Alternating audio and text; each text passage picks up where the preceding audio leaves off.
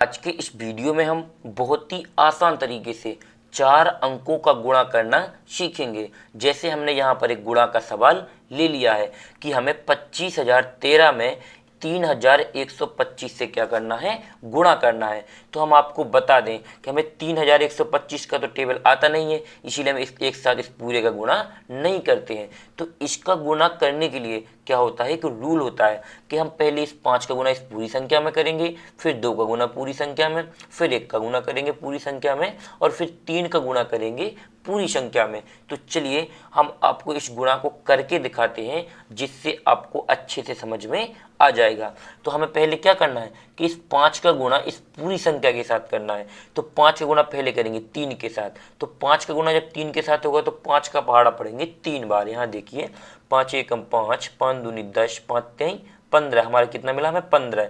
तो 15 का आपको ये पता होगा कि 15 का पूरा 15 नहीं लिखा जाता है, सिर्फ 5 लिखते हैं। और जो हमारी एक संख्या होती है, यानी एक बची हुई संख्या है, वो अगली वाली संख्या में हासिल के रूप में चली जाती है, जिसे हम क्या बोलते हैं, हासिल के गुना बोलते हैं। ये क्या हो जाएगी, हमारी एक हासिल, यानी जो हमारी इकाई का अंक होता है उसे हम लिखते हैं, और हमारा जो दहाई का अंक होता है वो हासिल के रूप में अगली वाली संख्या में जुड़ जाता है। तो यहाँ पर 15 का आ जाएगा 5, क्या आ जाएगा 5, हमने यहाँ पर लिख दिया 5। अब ये हमारा एक बचा हुआ, चलिए हम आपको बताते हैं आगे।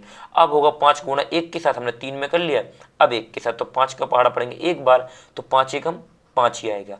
अब हमारा यहाँ 5 मिल गया हमें, एक हमारी यहाँ से, तो इसमें जोड़ देंगे 5 में, तो क्या हो जाएगा 6। तो यहाँ पूरा हम 6 का 6 ही लिख देंगे, क्योंकि जब हमारी एक संख्या होती है तो वो पूरी लिखती है, और यदि संख्या 2 अंकों में पहुंच जाए तो क्या होता है, 1 अंक लिखते हैं, अगली वाली संख्या का हासिल के रूप में उसे अगली वाली संख्या में जोड़ते हैं। अब 5 का गुणा होगा 0 के साथ, तो यहाँ पर 0 ही मिलेगा, क्योंकि 5 का गुणा 0 में जिस भी संख्या का, यदि किसी भी संख्या का गुणा, चाहे वो कितनी बड़ी संख्या हो कितनी भी छोटी हो, जब हम उसका गुणा 0 के साथ करते हैं तो हमें क्या मिलता है, 0 ही मिलता है। ये आपको ध्यान में रखना है।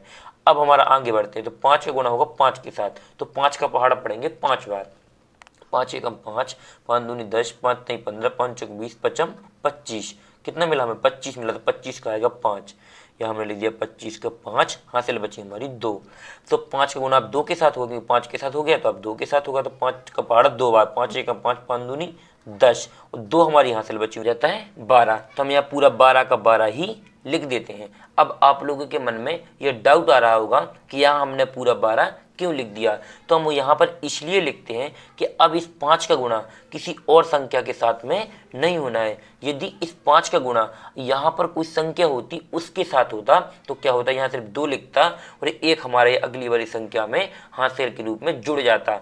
जब हमारी लास्ट वाली संख्या के साथ गुणा होता है तो वहाँ पर पूरा का पूरा लिख दिया जाता। तो हमने 5 का गुणा पूरी संख्याओं में कर लिया। अब हमें क्या करना है, 2 का गुणा इस पूरी संख्याओं में करना है। तो पहले हम क्या करेंगे, 2 का गुणा करेंगे 3 के साथ, तो 2 का पहाड़ा पड़ेंगे 3 बार, 2 एकम 2, 2 दूनी 4, 2 तिहाई 6। तो हम 6 को यहाँ पर नहीं लिखते हैं। हमें इस गुणा में रूल होता है कि एक अंक को हम क्या करते हैं, छोड़ देते हैं। तो यहाँ हमने 5 को छोड़ दिया और अब यहाँ पर लिखेंगे 6, 2 तिहाई हमारा कितना होता है 6, तो हमने यहाँ पर लिख दिया। अब 2 का गुणा होगा 1 के साथ, तो 2 का पहाड़ा पड़ेंगे एक बार, तो 2 एकम 2, हमारे यहाँ पर 2 ही लिख देंगे। अब 2 का पहाड़ा पड़ेंगे 0 में, तो यहाँ पर तो 0 ही मिलेगा। हमने आपको पहले भी बताया है कि 2 यानी 0 में किसी भी संख्या से गुणा करो हमें 0 ही मिलता है। अब 2 का गुणा होगा 5 के साथ, तो 2 का पहाड़ा पड़ेंगे 5 बार, तो 2 पंचे हमारा होता है 10, तो 10 का क्या लिखेगा, सिर्फ 0 लिखेगा, यहाँ पर क्या लिखेगा 0, हासिल में आ जाएगा 1। तो अब हमारा 2 का गुणा होगा किसके साथ, 2 के साथ, 2 दूना होता है हमारा 4, और 4 में 1 जोड़ेंगे तो कितना हो जाएगा हमारा 5, तो यहाँ पर हम 1 के नीचे यहाँ लिख देंगे 5। अब हमें क्या करना है, हमने 5 का गुणा कर लिया, 2 का कर लिया, अब हमें 1 का गुणा करना है पूरी संख्या में। तो हम 1 का गुणा करेंगे 3 के साथ पहले, तो यहाँ पर नहीं लिखेंगे 3, एक अंक को फ्री छोड़ेंगे। ये आपको ध्यान में रखना, जब भी हम संख्या यानी एक संख्या का गुणा करने के बाद दूसरी संख्या से गुणा करते हैं तो एक अंक को यहाँ पर छोड़ देते हैं। अब हम 1 का गुणा करेंगे 3 के साथ, तो यहाँ 3 ही आ जाएगा। फिर 1 का गुणा 1 के साथ, तो यहाँ 1 आ जाएगा। फिर 1 का गुणा 0 के साथ होगा तो यहाँ 0। फिर 1 का गुणा 5 के साथ, तो यहाँ पर 5 का 5 आ जाएगा।